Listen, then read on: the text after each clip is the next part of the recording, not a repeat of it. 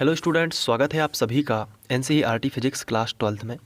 और आज हम आगे बढ़ते हुए 12वां क्वेश्चन करेंगे, जिसमें दिया गया है एकल संकीर्ण स्लिट पर प्रकाश का विवर्तन समझाइए। देखिए, हमें प्रकाश का विवर्तन समझाना है और इसके लिए छोटा सा एक डेरिवेशन भी करना है, लेकिन एकल संकीर्ण स्लिट के लिए। इसके पहले हमने प्रकाश का विवर्तन ही समझा था, लेकिन वो किसके लिए था? यहाँ पे देखिए, वो था एक रिजु कोर द्वारा। इसमें भी हमने विवर्तन समझा था, लेकिन वो किसके लिए था? रिजु कोर द्वारा। आप यहाँ पे देखिए, एक सीधी लाइन वाली एक कोर रखी हुई है, एक तीक्ष्ण किनारा है जहाँ से प्रकाश मुड़ जाता है। तो इसमें हमने विवर्तन को समझा था और ये देखा था कि इसकी प्रायोगिक व्यवस्था कैसे करते हैं। हमने ऑब्जर्वेशन क्या की थी, निष्कर्ष क्या निकले थे। तो ये रिजु कोर के लिए था, लेकिन था ही विवर्तन। लेकिन इस बार क्या है, आप देख सकते हैं कि इस बार भी हम विवर्तन ही समझ रहे हैं, लेकिन एकल संकीर्ण स्लिट पर। तो ये क्वेश्चन भी पूछा जा सकता है कि एकल संकीर्ण स्लिट पर प्रकाश का विवर्तन समझाइए, और ये 3 बिंदु हमें दिए गए हैं। तो एकल मतलब होता है एक ही, संकीर्ण मतलब होती है सकरा, ठीक है, और स्लिट मतलब छेद। तो बहुत ही सकरा छेद होगा, जैसे कार्डबोर्ड पर आप ब्लेड चला दें थोड़ी सी, तो जितनी पतली स्लिट बनेगी उसे हम कहते हैं एकल संकीर्ण स्लिट। इसकी जो चौड़ाई होती है बहुत ही कम होती है, 0.5 मिलीमीटर के करीब। तो ये है। अब प्रायोगिक व्यवस्था में ये 2-4 लाइंस लिखी हैं, तो इनको हम समझेंगे, चित्र बनाते चलेंगे और समझते चलेंगे। देखिए क्या होता है, आइए स्टार्ट करते हैं।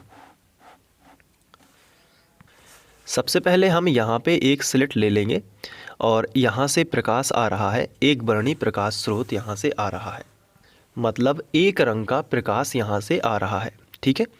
अब यहाँ पे हम एक और स्लिट बनाएंगे, ठीक है। तो आपको ध्यान से देखना है कि कैसे।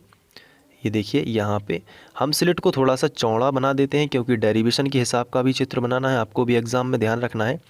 ये देखिए, स्लिट हमने इतनी चौड़ी बना दी ताकि हम जो डेरिवेशन है उसको अच्छे से कर पाएँ और हमारा चित्र भी सही बने। ये देखिए, ये हमने इस तरीके से बना दी, ये स्लिट है। तो यहाँ से प्रकाश इसमें आएगा, लेकिन प्रकाश को समांतर बनाना है, तो हम क्या करेंगे, बीच में एक उत्तल लेंस रख देंगे। तो उत्तल लेंस कैसे बनाएंगे, तो यहाँ पे देखिए, ये एक सीधी लाइन खींच दी सबसे पहले, और यहाँ पे इस तरीके से मिला दिया, और यहाँ पे इस तरीके से। इसे अभिसारी लेंस भी कहते हैं। और इस तरीके से हम उत्तल लेंस को रखेंगे कि इसका जो फोकस है, यानी कि इससे कुछ दूरी पर फोकस होता है। अभी आपने लेंस पढ़ा नहीं है तो आपको मालूम नहीं होगा। इस तरीके से रखना है कि इसका जो फोकस है उस पर ही ये स्लिट रखी जाए, ठीक है। फोकस तल पर क्या होना चाहिए, स्लिट। तो लेंस के फोकस तल पर स्लिट होगी, तो उससे क्या होगा कि इससे आने वाला जो प्रकाश है, ये देखिए, इससे आने वाला जो प्रकाश है ये इससे टकराने के बाद समांतर हो जाता है, और इस तरीके से सीधी पैरेलल लाइंस बन जाती हैं। तो लेंस रखने का यही फ़ायदा है। एक आध किरण और आएगी अगर यहाँ से, तो यहाँ से इस तरीके से आ जाएगी। तो ये है। अब यहाँ से जो प्रकाश है स्लिट से आएगा, तो इस तरीके से विवर्तित होगा। तो इसे हम पर्दे पर ऑब्जर्व करेंगे। तो हम यहाँ पे क्या कर देते हैं, पर्दा लगा देते हैं। अब एक बच्चे ने कमेंट करके पूछा था कि पर्दा क्या होता है। तो पर्दा कोई ख़ास चीज़ नहीं है, ये कपड़े का भी हो सकता है, कोई स्क्रीन हो सकती है, या फिर यहाँ पे हम माने कोई दीवार भी हो सकती है। जहाँ पे प्रकाश पड़ता है उसे हम पर्दा कहने लगते हैं, ठीक है। तो ये देखिए, हमने पर्दा लगा दिया। तो इसको हम नाम भी दे सकते हैं, पर्दे को हम MN नाम दे सकते हैं, और इसे हम लिख सकते हैं कि ये क्या है, पर्दा। ये बना दिया। आपको पेंसिल से बनाना है सभी चीज़ें, ताकि अगर गलत भी हो जाए तो आप इरेज करके उसे दोबारा से बना सकें। तो स्लिट को हम A और B नाम दे देते हैं, स्लिट के दोनों सिरों को। तो यहाँ पे हम नाम दे देते हैं A, ठीक है, और यहाँ पे नाम दे देते हैं B, और स्लिट की जो चौड़ाई है उसे हम A मान लेते हैं। क्या मान लेते हैं, A। ये देखिए, स्लिट की चौड़ाई को हमने A मान लिया, और इसमें एक हमने सेंटर पॉइंट दे दिया यहाँ पे, ठीक है। तो इसको हम क्या करते हैं, O नाम दे देते हैं, स्लिट के सेंटर पॉइंट को O, ठीक है। अब सेंटर पॉइंट से हम क्या करते हैं, पर्दे तक एक लाइन खींचते हैं। ये देखिए, यहाँ पे हमने एक लाइन खींच दी। ये इमेजिनरी लाइन है, क्योंकि ये लाइन इसलिए बनाते हैं क्योंकि पर्दे पर यहाँ पे ब्राइट स्पॉट मिलता है, क्योंकि यहाँ से प्रकाश सीधा निकलता है, और इनकी पाथ लेंथ जो होती है, यानी कि मार्गांतर जो होता है बिल्कुल 0 होता है, यानी कि यहाँ से एक किरण निकलेगी, यहाँ पे एक पॉइंट दे देते हैं, जैसे कि ओ डैश नाम दे दिया, ठीक है। तो ए से ओ डैश पर एक निकलेगी और बी से भी ओ डैश पर निकलेगी, तो दोनों के बीच की जो दूरी होगी, यहाँ पे थोड़ी सी कल्पना कीजिए, ये देखिए और ये देखिए, जो दूरी होगी ए ओ डैश और बी ओ डैश, इनके बीच में कोई अंतर नहीं होगा क्योंकि इनके सेंटर से ली गई है ये, तो पाथ डिफरेंस 0 है, इसलिए यहाँ पे ब्राइट पॉइंट बनेगा। अब यहाँ पे थोड़ा सा आगे देखते हैं। अगर हम यहाँ पे पर्दे पर कोई एक बिंदु ले लें, जैसे कि हमने यहाँ पे कोई बिंदु ले लिया P, तो हम क्या करते हैं कि A से P को मिला देते हैं। ये हमने A से P को मिला दिया और हमने B से P को भी मिला दिया, ठीक है, ये मिला दिया हमने। तो अब बताइए AP और BP में बड़ा कौन है, तो आंसर है BP। तो हमें यदि इनका पथांतर निकालना है कि इनके पथ में अंतर कितना है, तो आप BP में से यानी बड़े में से छोटे को घटा सकते हैं, लेकिन ये बहुत ही छोटी स्लिट होती है, तो हमें घटाने की प्रक्रिया में हम इनका पथांतर डायरेक्ट बता सकते हैं। जैसे ये 2 उंगलियां हैं, अब इन दोनों उंगलियों में से कौन बड़ी है, तो इनको चिपका के बता दिया कि ये इतनी बड़ी है, ये वाली उंगली बड़ी है और ये इतनी बड़ी है, ठीक है। तो वैसे ही हम क्या करते हैं कि यहाँ पे भी चिपका तो सही सकते नहीं है, तो यहाँ पे एक लंब डाल देते हैं। ये देखिए, जैसे हमने एक सीधी लाइन यहाँ पे खींच दी, ये बिल्कुल सीधी लाइन हमने खींच दी, तो ये लंब डल गया मान लीजिए, और यहाँ पे हमने पॉइंट माना N। तो अब AP जितनी बड़ी है उतनी बड़ी NP है, तो ये जो एक्स्ट्रा थी BN, ये हमें पता चल गया कि ये पथांतर है BN। ये क्या है, पथांतर। तो इस BN का हम मान निकाल सकते हैं अब इस त्रिभुज को लेके, ठीक है। तो इस त्रिभुज में हम BN का मान निकाल सकते हैं। तो उसके लिए हम क्या करेंगे, A और B से एक त्रिभुज बन जाए ताकि कंप्लीट, तो हम यहाँ पे डैश डैश वाली या ऐसे ही लाइन खींच सकते हैं, ये देखिए, ताकि त्रिभुज सा बन जाए। ये देखिए ANB, समकोण त्रिभुज बन गया ना, ANB। लेकिन समकोण त्रिभुज में थीटा कहाँ होगा, यहाँ भी हो सकता है थीटा और यहाँ भी हो सकता है, तो इसको थोड़ा सा हम रफ में समझ लेते हैं। अब हमें देखना है कि ये जो ट्रायंगल बना हुआ है समकोण त्रिभुज ANB, इसमें थीटा ये भी हो सकता है और इसमें थीटा ये भी हो सकता है, तो इन दोनों में से कौन सा थीटा होगा, क्योंकि थीटा से ही डिसाइड होगा लंब कौन सा है, क्योंकि थीटा के सामने की वजह लंब होती है। अगर ये त्रिभुज जो आपको दिख रहा है, आप देखिए यहाँ पे, ये देखिए, जो कि आपको त्रिभुज यहाँ पे दिखेगा ANB, इसमें अगर ये थीटा होगा, ये वाला कोण थीटा होगा, तो ये लंब हो जाएगा, और अगर ये वाला थीटा होगा तो उस हिसाब से ये लंब होगा। तो इन दोनों में से कौन थीटा होगा, इसको हमें समझना है। तो थोड़ा ध्यान से देखिए, मैं यहाँ पे आपको समझाता हूँ इस चित्र के माध्यम से। यहाँ पे हम क्या करेंगे, AB स्लिट बना लेंगे और यहाँ पे पर्दा। अब इसका एक सेंटर पॉइंट ले लेंगे O, और इस सेंटर पॉइंट को यहाँ मिला देते हैं। ये देखिए, अब यहाँ पे एक पॉइंट ले लेते हैं P, जैसे कि चित्र में बना हुआ था। अब A को भी P से मिला देते हैं और B को भी P से मिला देते हैं। ये देखिए, अब यहाँ पे हम क्या करते हैं, एक इमेजिनरी लाइन या फिर एक लाइन ही खींच देते हैं। ये देखिए, तो A से B को भी हमने मिला दिया। अब हमें ये देखना है कि जो बिंदु P तक ये पहुँचे हैं तो इनका उठाव कितना है, A से P तक का कोण कितना है, यानी कि ये जो उठाव है, ये देखिए, ये जो उठाव है ये है कितना आखिर बिंदु P तक, ये P तक दोनों का। तो इन दोनों का उठाव देखने के लिए हम यहाँ से एक डैश डैश वाली लाइन खींचते हैं, रेफरेंस देते हैं, जो A के उठाव को और B के उठाव को दोनों को प्रदर्शित करेगी एक साथ, ठीक है। तो ये हमने इस तरीके से बना दी, ये सीधी लाइन होनी चाहिए। तो देखिए, ये इसके यहाँ पे O डैश दे देते हैं, तो O डैश के साथ ये जितना कोण बनाएगी, ये देखिए थीटा कोण बना है, तो AP और BP दोनों का उठाव कितना मान लेंगे हम, थीटा है, ठीक है, क्योंकि A और B के बीच से ही हमने एक लाइन खींची है बिंदु P तक। तो ये A से भी बिंदु P तक पहुंची है एक लाइन और B से भी बिंदु P तक पहुंची है, लेकिन उठाव कितना है, इसलिए हमने क्या किया, इसके सेंटर से एक लाइन खींच दी बिंदु P तक ही, तो वो उसका उठाव बताने लगी थीटा। ये हो गया। अब यहाँ पे ये देखिए, ये वाली जो लाइन आपको दिख रही होगी, ये वाली लाइन, इस पर ये लंब है, इस पर ये लंब है, ये वाली लाइन जो है इस पर ये लंब है। और अगर हमने यहाँ से एक लंब खींच दिया, ये देखिए, ये अगर हम लंब खींच देते हैं, यहाँ पे कहीं पे भी खींच सकते हैं, तो ये वाली जो लाइन दिख रही है इस पर ये लंब हो गया। इसको थोड़ा सा ध्यान से समझिए। आपको यहाँ पे ये वाली जो लाइन दिख रही है इस पर ये लंब है ए बी। अब एक लंब तो ये है और एक लंब हम और खींच देते हैं। ये देखिए जैसे कि हमने उस चित्र में खींचा हुआ है, ये पाथ डिफरेंस बताने के लिए हमने एक लंब और खींचा था, एन नाम दिया था, तो बी एन पाथ डिफरेंस था। तो ये जो लाइन आपको दिख रही है इस पर तो ये लंब है, और ये जो आपको लाइन दिख रही है डैश डैश वाली इस पर ये लंब है। तो ये दो लंब हो गए ए बी और ए एन, ये दो लंब हो गए और ये दो लाइंस हो गई, एक ये वाली और एक ये वाली। तो जब दो लाइंस के बीच में थीटा है तो दो लंब के बीच में भी क्या होगा, थीटा होगा ना। ये देखिए ये उसी तरीके से आता है।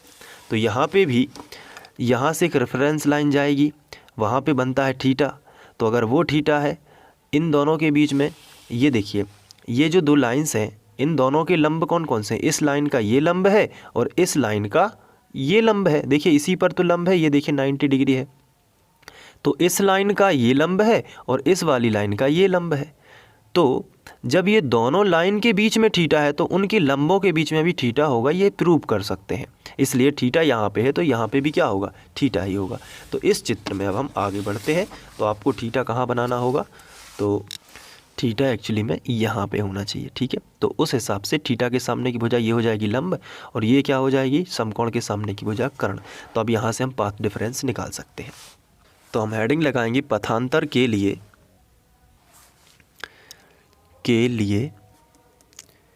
पथांतर के लिए समकोण त्रिभुज कौन सा लेंगे, ए एन बी में। चलिए अब हम यहाँ पे देखिए बी एन हमें ज्ञात करना है और दिया हमें ये ए दिया गया है। तो ए क्या है, असल में समकोण के सामने है, ये तो कर्ण है और लंब हमें ज्ञात करना है। तो लंब और कर्ण में रिलेशन किसका होगा, साइन का। तो यहाँ पे हम लिखेंगे साइन थीटा का फॉर्मूला लगाएंगे। साइन थीटा क्या होता है त्रिकोणमिति में, लंब बटे कर्ण, यही होता है ना, लंब बटे कर्ण। तो साइन थीटा बराबर कितना होगा, लंब कितना है बताइए, आपको बताना है थीटा के सामने की भुजा लंब, यानी बी एन तो हो जाएगी लंब, और कर्ण कितनी है, समकोण के सामने की भुजा कर्ण, यानी ए हो जाएगी कर्ण। तो यहाँ पे बी एन का मान हमें कितना मिलेगा, वी एन बराबर ए साइन थीटा, ये हमें मिल गया, ये साइन थीटा, ये हमारा पथांतर है। लेकिन अब इसमें भी हमें अधिकतम और न्यूनतम तीव्रता के लिए देखना होगा। तो हम हेडिंग डाल देते हैं अधिकतम तीव्रता के लिए, अधिकतम तीव्रता के लिए पाथ डिफरेंस कितना होगा के लिए। तो आपने देखा होगा व्यतिकरण में, अगर हमें अधिकतम तीव्रता चाहिए तो पाथ डिफरेंस जो है वो कितना था, एन लैम्डा, यही था ना, एन लैम्डा। लेकिन यहाँ पे ये देखा जाता है कि ये व्यतिकरण के लिए है, किसके लिए है, व्यतिकरण के लिए। और व्यतिकरण में आप देखते हो कि वहाँ पे दो सोर्स होते थे, दो स्लिट होती थी और वहाँ से तरंगें निकलती थी तो आपस में इंटरफेयर करती थी। तो वहाँ पे यहाँ पे अधिकतम तीव्रता के लिए एन लैम्डा होता है। लेकिन देखा ये गया है कि बिंदु पी पर हमें डार्क पॉइंट मिलता है अगर पाथ डिफरेंस लैम्डा है। हमें ये देखा कि अगर बी एन का मान लैम्डा है तो यहाँ पे हमें अदीप्त मिलता है, यानी डार्क होता है। तो अब आप सोच रहे होंगे कि अगर पाथ तरंग ऐसी है, इस तरीके से जा रही है किसी बिंदु पी पर, और एक तरंग यहाँ से जा रही है, तो यहाँ तक इनके बीच में ये इसके बाद, इस पॉइंट के बाद ये एक कंप्लीट तरंग है जिसमें एक गर्त है और एक सुरंग है। तो दूसरी तरंग यहाँ से जा रही है तो इनके बीच में ये पूरी की पूरी एक तरंग का फ़र्क है, यानी एक लैम्डा का फ़र्क है। तो पाथ डिफरेंस कितना हुआ, लैम्डा। तो जब लैम्डा का पाथ डिफरेंस होता है तो फिर भी सुरंग से सुरंग मिलता है और गर्त से गर्त मिलता है, और ऐसी स्थिति में समपोषी व्यतिकरण होता है और बिंदु पी कैसा होता है, ब्राइट होता है, दीप्त होता है। लेकिन ऑब्जर्व ये किया गया विवर्तन में कि बिंदु पी डार्क मिला हमें।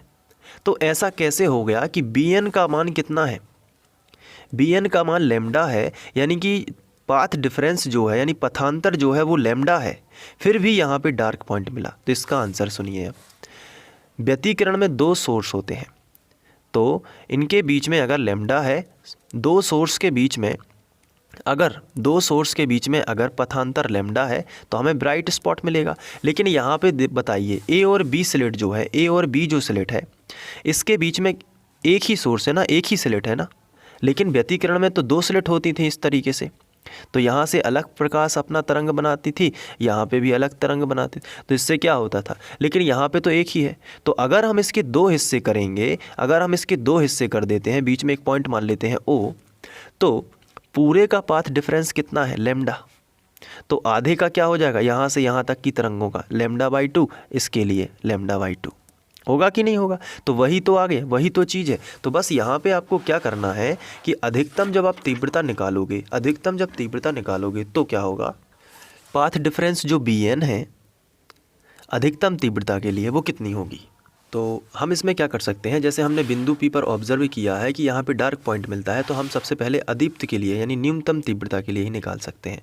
तो हम यहाँ पे सबसे पहले न्यूनतम के लिए निकाल लेते हैं, और न्यूनतम के लिए पाथ डिफरेंस कितना देखा गया है, लैम्डा। यानी कि अगर bn का मान लैम्डा होता है तो हमें यहाँ पर डार्क पॉइंट मिलता है, यानी कि यहाँ पर अंधकार होता है। तो हमने लिखा कि पाथ डिफरेंस कितना है, लैम्डा, तब न्यूनतम तीव्रता होगी। लेकिन bn का मान कितना निकला है, ए साइन थीटा, यही निकला है ना। तो ए साइन थीटा बराबर कितना हो गया, लैम्डा। लेकिन अब यहाँ से अगर हम चाहें तो ये बाई जो है, अगर ओ डैश से हम पी तक की दूरी बाई माने तो ये बाई भी निकाल सकते हैं। कैसे निकालेंगे, पहले तो हो गया पाथ डिफरेंस ए साइन थीटा बराबर लैम्डा, या फिर क्या हो सकता है, यहाँ पे हो सकता है 2 लैम्डा, या फिर हो सकता है 3 लैम्डा, इस तरीके से, या फिर हो सकता है dash dash dash n lambda. तो ये आप हाईलाइट कर सकते हैं कि ये न्यूनतम तीव्रता के लिए पाथ डिफरेंस होगा। लेकिन आप चाहें तो यहाँ पे बाई की वैल्यू भी निकाल सकते हैं। कैसे, देखिए बाई के मान के लिए आप हेडिंग लगा देंगे, और इसमें क्या होगा, a और साइन थीटा का मान, अगर यहाँ पे देखिए ये थीटा उतना ही बराबर होता है जितना यहाँ से रेफरेंस लेंगे तो थीटा बनता है। हमने आपको अभी समझा था। तो थीटा हो गया, तो थीटा के सामने का ये हो गया लंब, और ये तो है समकोण यहाँ पे, क्योंकि ये सेंटर से जो रेखा जाती है, तो ये थीटा जो है उतना ही थीटा ये होगा। तो साइन थीटा कितना होगा, यहाँ पे देखिए, ये देखिए साइन थीटा कितना होगा, लंब बटे कर्ण। तो इस हिसाब से थीटा के हिसाब से ये हो जाएगा लंब, और ये क्या हो जाएगा, कर्ण। यानी कि तो हम यहाँ पे लंब बटे कर्ण यानी बाई बटे यहाँ पे लिख सकते हैं OP, है ना। तो हम यहाँ पे लिख सकते हैं बाई बटे OP, और बराबर लैम्डा या n लैम्डा लिख सकते हैं, ठीक है। लेकिन OP क्या है, अगर बहुत ही सक्रिय स्लेट है, ये बहुत ही सक्रिय स्लेट है, तो जो OP है ये यहाँ से यहाँ तक की दूरी कितनी होती है, d होती है ना। तो ये जो OP है बहुत छोटी, अगर सक्रिय स्लेट है तो इसे हम OP को d मान सकते हैं। क्या मान सकते हैं, d। तो हम यहाँ पे OP की जगह पर d लिख देंगे, तो a गुणित y बटे d, और बराबर कितना हो जाएगा, n लैम्डा। तो यहाँ से y का मान निकाल लेंगे, तो y बराबर कितना होगा, n लैम्डा d ऊपर पहुँच जाएगा, और बटे कितना आ जाएगा, a। तो ये हो जाएगा हाइट, यानी कि कितने ऊपर ये हमें मिलता है न्यूनतम तीव्रता यानी अदीप्त फ्रिंज। तो आप यहाँ पे लिख सकते हैं, ये वाला जो मान आया है ये लिख सकते हैं अदीप्त फ्रिंज के लिए। ये देखिए अदीप्त फ्रिंज के लिए ये हमने लिख लिया। अब यहाँ पे ये y की वैल्यू हमें मिल चुकी है, लेकिन अधिकतम तीव्रता के लिए क्या होगा, तो यहाँ पे हम आगे कर लेते हैं इसको, ठीक है। तो यहाँ पे हम हेडिंग लगा देते हैं अधिकतम तीव्रता के लिए। तो अधिकतम तीव्रता के लिए क्या होगा, उसका उल्टा। तो जैसे कि आप लोग सभी जानते हैं कि पाथ डिफरेंस कितना निकला है, bn, और bn के लिए हम क्या करेंगे, ये देखिए यहाँ पे इतने हिस्से में, तो चूँकि ये विवर्तन है तो इतने हिस्से में, लगभग मान लीजिए इतने हिस्से में तो बना ब्राइट, ठीक है। उसके बाद फ्रिंज बनना स्टार्ट होती हैं। तो अभी हमने जो पढ़ा था उसमें क्या था कि जो न्यूनतम तीव्रता होती है व्यतिकरण में, उसमें क्या था, λ/2, 3 λ/2, फिर इसके बाद होता था 5 λ/2। तो λ/2 हम इसमें नहीं लेंगे क्योंकि इतने में ब्राइट स्पॉट होता है। फिर हम यहाँ से स्टार्ट करते हैं 3 λ/2, 5 λ/2, और इससे जो हमारा पहले का जो जनरल फार्मूला था वो क्या था ना, 2n-1 अपॉन यहाँ पे λ/2, यही था ना। तो अब ये जनरल फार्मूला अब चूँकि यहाँ से स्टार्ट हो रहा है तो हम इसको बदल सकते हैं। इसको क्या कर सकते हैं, 2n+1 और λ/2, या तो हम ये कर दें, या फिर हम इस तरीके से भी कर सकते हैं कि यही फॉर्मूला रहने दें, लेकिन n का मान शुरू किससे करें, 2 से शुरू करें। तो 2 से शुरू करेंगे तो 2 दूनी 4 - 1, तो 3 λ/2 से स्टार्ट होने लगेगा। तो n का मान या तो 2 से शुरू करें या प्लस वाला बनाना, जो भी आपकी मर्जी हो तो वो आप बना सकते हैं। तो मैं प्लस से भी शुरू कर सकता हूँ।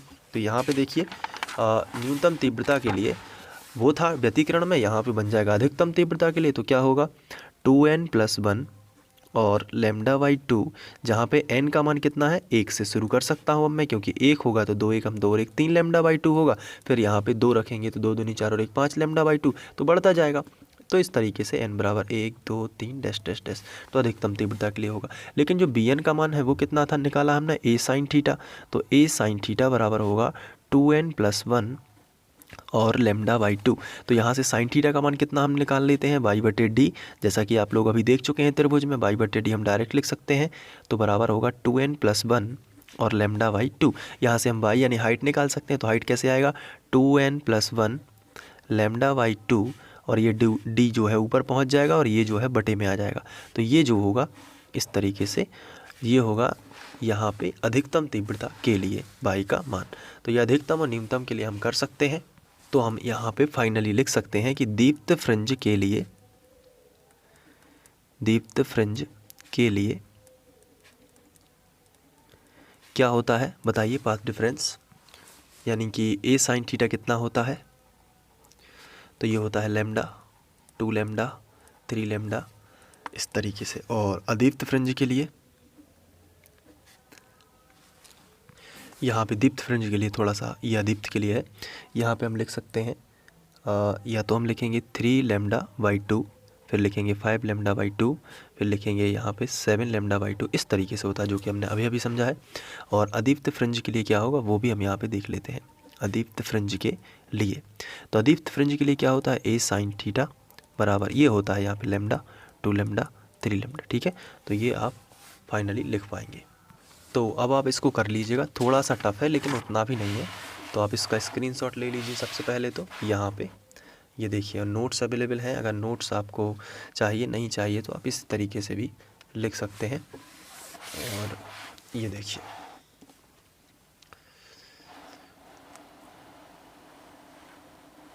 ये पूरा आप डेरिवेशन एक बार करेंगे तो बनने लगेगा, कोई दिक्कत नहीं है। मैंने वैसे भी बहुत ही शॉर्ट, ताकि वीडियो लंबा ना हो इसलिए मैंने शॉर्ट में समझाया है।